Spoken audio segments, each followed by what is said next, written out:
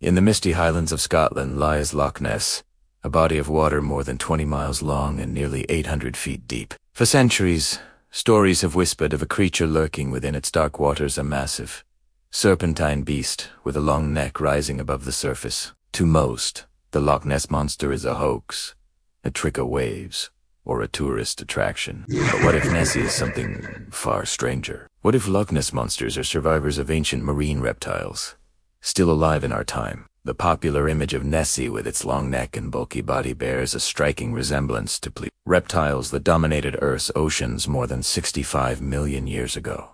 These creatures, with flippers like wings and necks stretching like serpents, were apex predators of the seas. Officially, they went extinct at the same time as the dinosaurs. But what if a small population survived in isolated, deep-water habitats, adapting quietly while the world changed around them? The depth and isolation of Loch Ness fuel this possibility. The loch is connected to the sea through rivers and canals, meaning that, in theory, a marine creature could have entered and remained. Its dark, peat-stained waters conceal visibility, and its vast depths provide hiding places. For centuries, locals have reported strange shapes, humps in the water, and wakes with no clear cause. Medieval texts even describe water beasts dragging swimmers to their doom. Could these be remnants of encounters with something more than fish?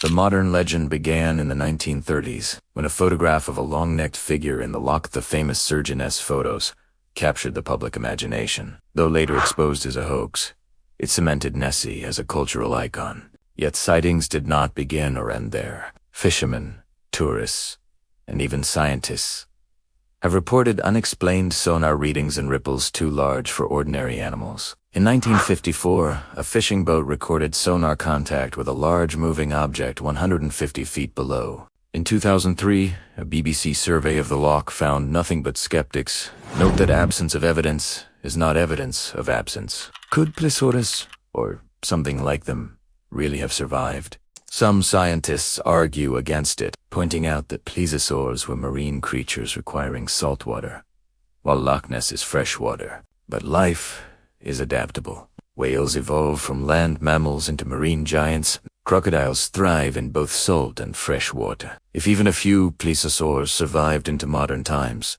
might they not adapt as well? The coelacanth, once thought extinct for 60 million years, proves survival is possible. This ancient fish was discovered alive in the 20th century, hiding in deep waters off Africa. If a fish can survive unnoticed for so long, why not a reptile? The oceans are vast, and Loch Ness is only one of many deep lakes where strange creatures have been reported. Lake Champlain in North America, Lake Okanagan in Canada, and others all have their own lake monsters.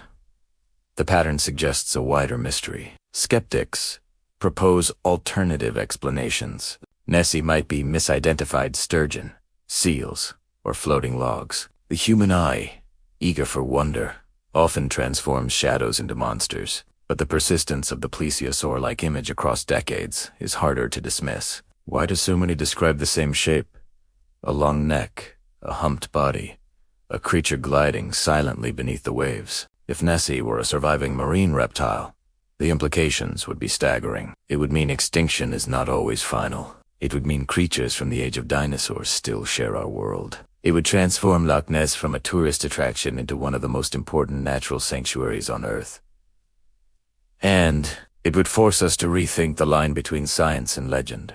Perhaps the Loch Ness Monster is not a plesiosaur. Perhaps it is a different kind of survivor, a reptile or a fish unknown to science, hiding in deep, dark waters. Or perhaps it is a collective memory, born from fossils and fueled by human imagination. Yet, the allure remains. Because Loch Ness invites us to believe the past is not fully gone, that somewhere, beneath the rippling surface, an ancient creature may still draw breath. So what if Loch Ness Monsters are survivors of ancient marine reptiles? Then the legend of Nessie is not a hoax, but history surfacing in our time. Then every ripple in the loch is not just water, but a reminder that the Earth keeps secrets, and sometimes those secrets break the surface just long enough for us to glimpse them before sinking back into the deep.